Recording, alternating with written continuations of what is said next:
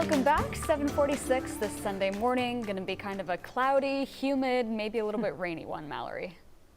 Yeah, and something else I've really been noticing over this past weekend has been how much quicker the sun is going down. Oh my goodness. I know.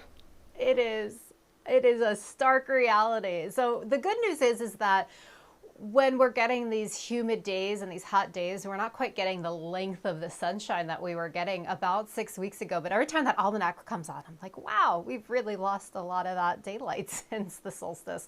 We are looking at things staying pretty nice this morning as far as precipitation goes, but it doesn't feel comfortable. It doesn't feel nice unless you are a fan of the tropical feel.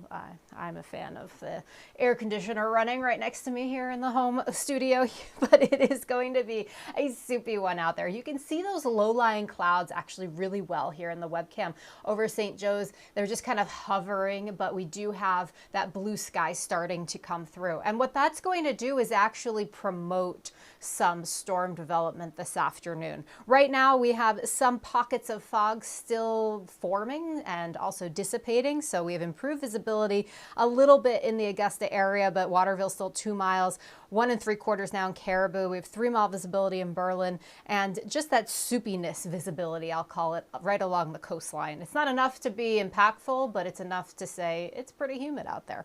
We do have those clouds departing, the showers departing. This is at least the showers that were into the county as well as down East Maine. That was the warm front coming through, and we experienced that in Western Maine during the overnight. The rain actually woke me up last night. So we did have that warm front come through. That's why the dew points are so much higher.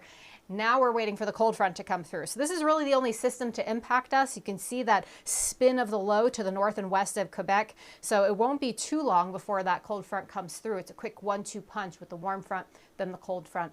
And we should feel better by tonight and tomorrow morning, just a little bit.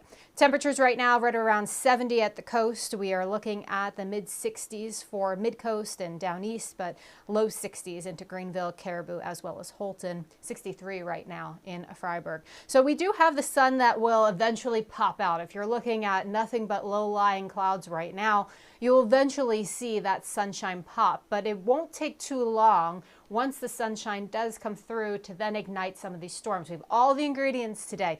You usually need 3 main ingredients to pop up storms, and you need the instability or the heat, you need moisture, and you need a trigger. Your trigger sometimes is just the mountains, but today is actually the cold front. We do have that cold front coming through, so it's going to have all 3 ingredients to work with.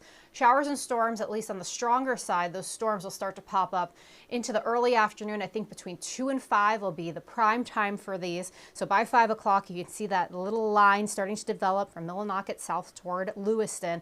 And then we'll start to see those push off and also die out because we'll lose the daytime heat pretty quick. Remember, we've lost already an hour and a half of daylight since the solstice. So once we lose that daytime heat and it starts to come down, we lose a lot of the amplification of those storms, usually, and that will follow suit tonight. So once we get into 9, 10 o'clock, these are all gone. We'll start to clear out the skies a little bit. Humidity comes down a touch. We'll get into the upper 50s inland, around 60 at the coast for your overnight lows. Monday will feel a bit more comfortable. Some stray showers here and there, highs mid to upper 70s.